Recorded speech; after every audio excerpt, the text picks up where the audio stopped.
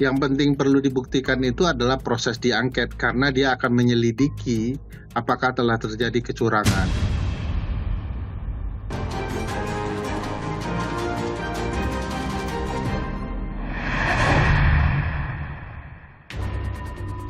Tarik ulur wacana hak angket DPR RI, usut dugaan kecurangan pemilu 2024 terus bergulir. 2 pekan jelang Ramadan, harga beras dan bahan pokok melambung tinggi. Kasus perundungan atau bullying, siswa SMA Binus School Serpong naik ke tahap penyidikan. Halo saudara, laporan khusus yang berisi pilihan berita dari ruang redaksi akan mengisi waktu Anda selama 30 menit ke depan. Saya Mercy Tirayo, inilah berita pertama. Tarik ulur wacana hak angket DPR RI, usut dugaan kecurangan pemilu 2024 terus bergulir. Ahli hukum tata negara menilai wacana hak angket mudah tercapai jika partai di luar koalisi Prabowo Gibran saling mendukung. Apalagi PDI Perjuangan, partai pemegang kursi terbanyak di DPR.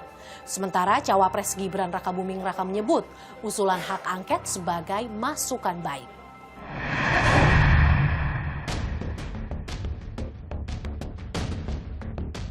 Tarik ulur wacana hak angket terus bergulir. Upaya mengusut dugaan kecurangan pemilu 2024 lewat hak angket DPR pertama kali didorong calon Presiden Ganjar Pranowo untuk parpol pengusungnya PDI Perjuangan. Wacana hak angket bahkan telah dibahas dalam rapat koordinasi tim pemenangan nasional Ganjar Mahfud sehari usai pencoblosan. Loh, ini mesti satu mengatakan IP-nya saja ada kok masih dibantah. Terus kemudian yang kedua, bagaimana cerita yang ada di lapangan, bagaimana aparatur dan sebagainya. Kan yang paling bagus untuk bisa mengklarifikasi semuanya ini, ya sudah, penggunaan hak pengawasan, hak konstitusi dari DPR. Ganjar juga mengajak parpol pengusung Anies Muhaimin mendukung usulan hak angket. Anies menyambut baik usulan Ganjar dan siap menyuplai data dugaan kecurangan pemilu 2024 yang dikantongi tim hukum Anies Muhaimin. Kami siap dengan data-datanya dan di bawah kepemimpinan fraksi terbesar, maka proses DPR bisa berjalan. Saya yakin Partai Koalisi Perubahan siap untuk menjadi bagian dari itu. Di sisi lain, Cawapres Gibran Rakabuming Raka menyebut usulan hak angket dugaan kecurangan pemilu 2024 sebagai masukan baik. Ya, masalah hak angket, segala kritikan, evaluasi, demo, ataupun surat-surat terbuka, apapun itu ya kami tampung sebagai bahan evaluasi. Ahli Hukum Tata Negara Universitas Andalas Ferry Amsari menyebut wacana hak angket dinilai mudah tercapai jika partai di luar koalisi Prabowo Gibran saling mendukung. Terlebih, jika PDIP sebagai partai pemegang kursi terbanyak di DPR mendukung rencana hak angket. Komposisi kubu oposisi parlemen dengan kubu Presiden Jokowi dan partai-partai pendukung Capres 02. Kalau dilihat, usul saja hanya membutuhkan 25 tanda tangan anggota DPR dengan lebih dari satu fraksi, ya minimal itu 2 fraksi. Sebagai pemenang pemilu 2019, PDIP disebut sudah membahas hak angket. PDIP sendiri punya wakil terbanyak di DPR dengan 128 kursi. Bersama parpol koalisinya di pemilu 2024, P3, keduanya punya 147 kursi di parlemen. Sementara koalisi pengusung Anies Muhaimin, Nasdem, PKB dan PKS punya total 167 kursi. Di sisi lain, Gerindra, Golkar, PAN, dan Demokrat yang ada di barisan Prabowo Gibran punya total 261 wakil di Senayan. Kubu Prabowo Gibran jelas menolak wacana hak angket mengungkap dugaan kecurangan pemilu 2024. Ketua Umum Demokrat, Agus Harimurti Yudhoyono menilai hak angket tak mendesak. Demokrat tidak melihat itu sebagai sesuatu yang urgen dan tidak mungkin kami ikut-ikutan untuk membangun spirit itu. Yang jelas Demokrat hari ini berada di pemerintahan. Kami ingin fokus mengawal pemerintahan Presiden Jokowi. Sebelumnya, 3 sekjen parpol pengusung Anies Mohaimin bertemu dan mengklaim setuju usulan hak angket DPR. Kubu Amin pun kini menanti langkah konkret PDI Perjuangan. Jadi posisi kami, data sudah siap, hal-hal kecilnya sudah siap, tinggal menunggu tindak lanjutnya. Kawan-kawan PDIP sebagai partai terbesar, sebagai inisiator, bagaimana selanjutnya? Angket ini bagus. Daripada kita ke MK, ada pamannya. Wakil Presiden ke-10 dan 12 Yusuf Kala pun angkat bicara soal wacana hak angket dugaan kecurangan pemilu. JK bilang tak perlu khawatir soal angket jika memang tak ada kecurangan. Karena sekarang banyak isu bahwa ini ada masalah. Kalau memang tidak ada apa-apa, ya jalan aja, jangan khawatir. Ya kan? Jadi kalau memang tidak apa-apa, hanya menjadi klarifikasi. Terkecuali kalau ada memang ada apa-apa, ya orang takut biasanya. Berdasarkan Undang-Undang Nomor 17 Tahun 2014, hak angket jadi salah satu fungsi pelaksanaan pengawasan DPR. DPR berhak menyelidiki kebijakan pemerintah yang penting, strategis, dan berdampak luas. Namun dalam pelaksanaannya ada potensi pelanggaran undang-undang. Untuk menggulirkan hak angket di DPR, ada sejumlah syarat yang harus terpenuhi. Hak angket diusulkan minimal 25 anggota DPR dan lebih dari 1 fraksi. Usulan hak angket diterima jika disetujui lebih dari setengah jumlah anggota DPR yang hadir dalam rapat paripurna. Apabila usul hak angket diterima, DPR akan membentuk panitia khusus dari semua unsur fraksi di DPR yang akan meminta keterangan mendalam dari unsur pemerintah. Lantas, sejauh mana pengaruh hak angket DPR jika terbukti ada kecurangan di pemilu 2024?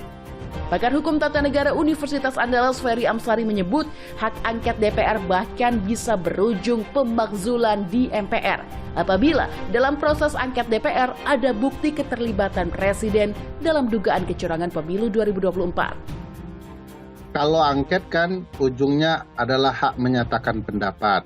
Itu DPR menyatakan pendapatnya bahwa Presiden telah melakukan pelanggaran hukum dan atau tidak terpenuhi lagi syarat menjadi presiden.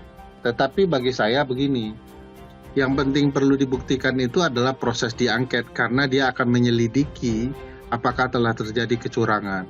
Dengan proses penyelidikan itu saja kita akan bisa melihat seberapa parah kecurangan pemilu dan tentu itu akan membantu para pihak mengajukan masalah hasil di MK terkait dengan angket itu. PTT ini saja sudah cukup menurut saya membuktikan kecurangan pemilu. Walaupun proses hak menyatakan pendapat kalau angketnya benar terus dilanjutkan, kan Presiden masih lama ya sampai Oktober, dan 1 hari menjelang 20 Oktober pun Presiden tetap bisa diberhentikan.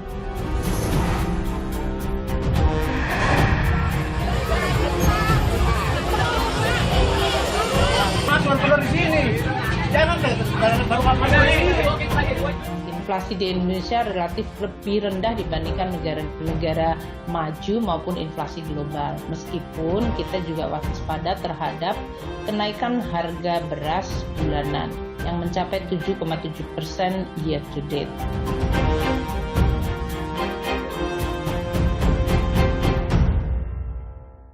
Dua pekan jelang Ramadan, harga beras di sejumlah daerah melambung tinggi. Pengamat ekonomi menyebut pemerintah harusnya bisa antisipasi kenaikan harga beras.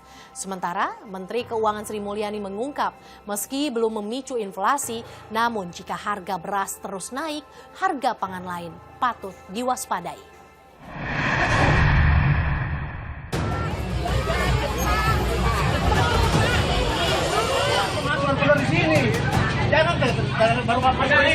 Dua pekan jelang Ramadan, harga beras di sejumlah daerah melambung tinggi. Alhasil, operasi beras murah selalu diserbu warga. Di Grobogan, Jawa Tengah, ratusan warga menyerbu truk pembawa 3 ton beras murah seharga Rp10.200 per kilogram. Harga beras yang jauh lebih murah di bawah pasaran ludes terjual. Di Kabupaten Maros, Sulawesi Selatan, warga cekcok dengan petugas saat antri beras gratis. Kan di sini tidak ada hubungan anggota di sini, dan hubungan keluarga kalau begini, tidak ada. Warga rela menunggu hingga 5 jam demi mendapat beras 20 kg untuk periode Januari hingga Februari 2024. Sementara pedagang di Tegal, Jawa Tengah perkirakan harga beras akan terus naik. Konsumen pun harus rela kurangi jumlah pembelian. Masih tinggi harga yang selain bulog itu masih tinggi. Harga sekitaran yang 15 ada, yang 16 ada, 17 ada. Mau dong ya? Tertinggi 18. Aku beli yang 15.000. Kalau beli yang 18.000 itu kan buat lauknya juga nggak ada, penghasilan juga paling berapa. Berdasarkan data Badan Pusat Statistik atau BPS, rata-rata harga beras di tingkat grosir tahunan terjadi kenaikan sejak 2014 silam. Tahun 2014, rata-rata harga beras di tingkat grosir tahunan mencapai Rp9.637 per kilogram. Hingga di tahun 2020 terus merangkak naik, mencapai Rp12.000 per kilogram. Meskipun di tahun 2021 sempat turun menjadi Rp10.395 per kilogram, kenaikan kembali terjadi tahun 2023 mencapai Rp12.465 per kilogram. Februari tahun 2024, kenaikan harga beras berada di puncak tertinggi, tembus Rp16.270 per kilogram. Presiden Joko Widodo menyebut kenaikan harga beras disebabkan perubahan iklim dan cuaca, sehingga gagal panen di seluruh dunia termasuk Indonesia. Jokowi berjanji salurkan bantuan pangan beras 10 kg hingga Juni mendatang. Itu dialami bukan hanya negara kita, tapi negara lain juga mengalami hal yang sama, harga beras naik. Hanya di negara lain nggak diberi 10 kilo per bulan. Persatuan Pengusaha Penggilingan Padi dan Beras Indonesia atau Perpadi menilai lonjakan harga beras dipengaruhi penurunan panen dan rendahnya stok beras. Beberapa tahun terakhir ini kan kita melihat adanya penurunan luas lahan atau luas panen, kemudian produktivitasnya cenderung stagnan. Stok yang dikuasai oleh pemerintah pun juga nampaknya beberapa tahun terakhir ini, khususnya 3 tahun terakhir ini memang cukup rendah. Data BPS dan Sensus Pertanian 2023 menyebut, tahun 2013 luas lahan sawah di Indonesia 7,75 juta hektar. Tahun 2023 jumlahnya menjadi 7,1 juta hektar. Penurunan luas sawah di Indonesia mencapai 650.000 hektar. Pengamat ekonomi Center of Economic and Law Studies Selios, Bima Yudhistira menyebut, kenaikan harga beras seharusnya bisa diantisipasi pemerintah dengan mengevaluasi program food estate. Di hulu pertanian, yang paling penting adalah mencegah alih fungsi lahan. Membenahi program misalnya food estate harusnya berkorelasi dong dengan kenaikan produksi dari tanaman pangan, entah beras ataupun alternatif pangan lainnya. Tapi kalau misalkan belum ada korelasi antara food estate dengan produktivitas tanaman pangan, maka program food estate-nya juga harus dievaluasi. Sementara Koordinator Koalisi Kedaulatan Pangan atau KRKP, Ayib Said Abdullah mengungkap, ada faktor politik yang turut mengerek harga beras. Implementasi dari kemarin jor-joran bansos juga berpengaruh. Sebagian ada yang ditarik ke premium, dicampur dengan beras medium untuk dijadikan bansos. Situasi ini memicu harga naik dan beras premium jadi langka di pasaran. Menteri Perdagangan Zulkifli Hasan menyebut harga beras ditargetkan stabil pada April hingga Mei mendatang karena telah memasuki masa panen. Mendak juga menyebut telah mengimpor 3,6 ton beras untuk meningkatkan stok beras. Ya, mudah-mudahan nanti Maret sudah sebagian panen, tapi puncaknya sekira April Mei ya, baru akan stabil untuk beras lokal. Tapi beras yang disediakan pemerintah harganya tetap dan tidak naik. Impor tahun lalu 3,8 juta, banyak. Ya, tahun ini 2 juta dan 1,6, hampir 3,6 juta. Menteri Keuangan Sri Mulyani menyebut naiknya harga beras saat ini belum memicu inflasi. Namun, jika kenaikan harga terus terjadi, harga pangan lain patut diwaspadai. Inflasi di Indonesia relatif lebih rendah dibandingkan negara-negara maju maupun inflasi global. Dalam hal ini, inflasi yang relatif rendah masih terjaga hingga awal tahun, meskipun kita juga waspada terhadap kenaikan harga beras bulanan yang mencapai 7,7% year to date. Di tengah meroketnya harga beras, harga daging ayam dan sejumlah bahan pokok lainnya juga merangkak naik. Menurut data BPS, harga daging ayam di Desember 2023 Rp35.850 per kilogram. Januari 2024 naik jadi Rp36.750 per kilogram. Sementara Februari capai Rp37.300 per kilogram. Harga telur ayam Januari 2024 Rp29.537 per kilogram. Naik jadi Rp29.862 per kilogram pada Februari 2024. Harga gula pasir Januari 2024 sebesar Rp17.489 per kilogram. Februari 2024 naik jadi Rp17.655 per kilogram. Dalam rapat Kabinet Paripurna di Istana, Presiden Jokowi meminta para menteri mengawasi stok dan stabilitas harga bahan pangan khususnya jelang bulan Ramadan. Saya minta utamanya menjaga persediaan pangan dan juga stabilitas harga pangan, terutama bahan pokok. Upaya pemerintah menstabilkan harga beras dan bahan pokok ini berkejaran waktu.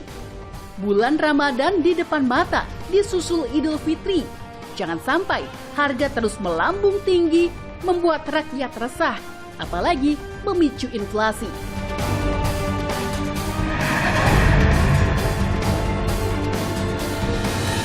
Kalau saya sempat cek tadi lihat gitu, itu pembulian yang cukup mengarah ke ranah hukum ya.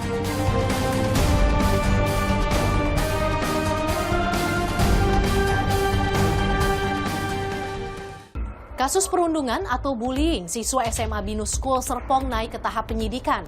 Polisi telah memeriksa 8 terduga pelaku dan orang tua terduga pelaku perundungan, termasuk selebritas Vincent Rompis. Lalu, mengapa bullying di lingkungan pendidikan kembali terulang? Tak hanya pihak sekolah dan negara, sepatutnya orang tua turut mengedukasi demi mencegah perundungan.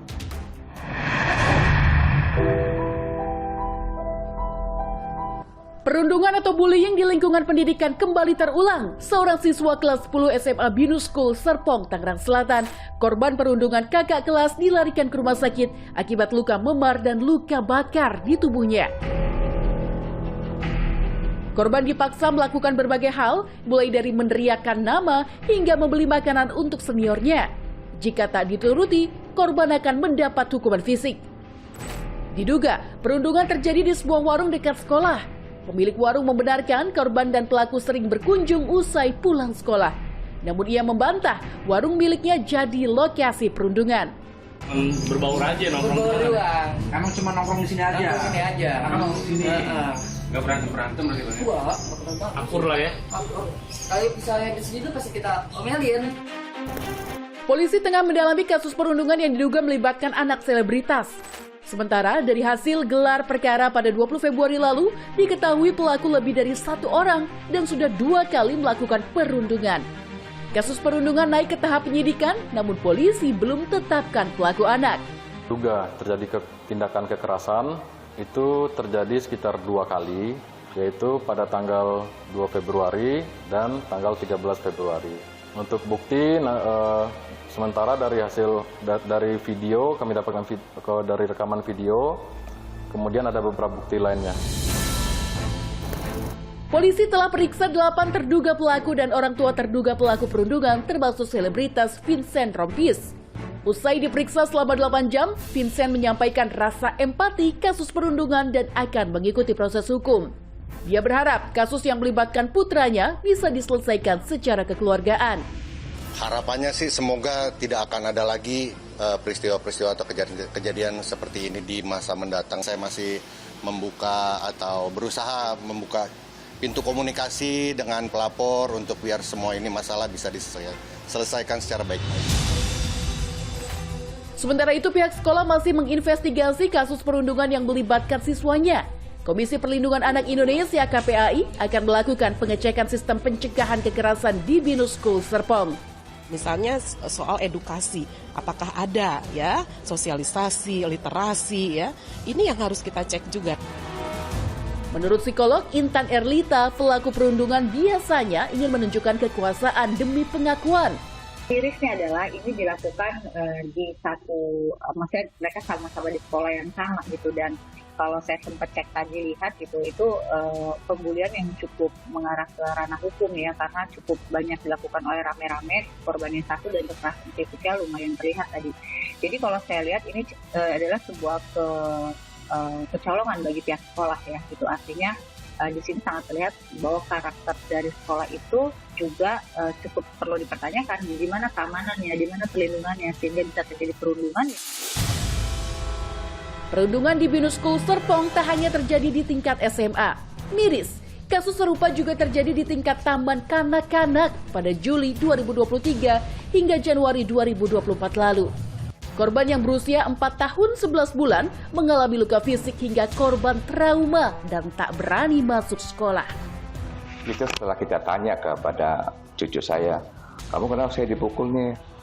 Nggak mau sekolah lah, saya takut sekolah. Kenapa? Akhirnya kita, ibunya cerita ke gurunya Miss Jill itu kan, kepala gurunya lagi Ibu Hilda. Juga coba mereka menanggapinya tidak ada tindak lanjutan. Keluarga telah melaporkan kasus perundungan di TK Binus School Serpong ke polisi. Untuk saat ini dari tim penyidik unit PPA Polres Tangerang Selatan sudah melakukan cek TKP, kemudian juga sudah merencanakan rendidik atau rencana penyelidikan untuk langkah-langkah selanjutnya. Kasus perundungan di lingkungan pendidikan jadi PR bersama. Tak hanya pihak sekolah dan negara, sepatutnya orang tua turut mengedukasi dan cegah perundungan demi putra-putri terkasih. Demikian laporan khusus edisi kali ini. Saya Mercy Tirayo, terima kasih. Sampai jumpa.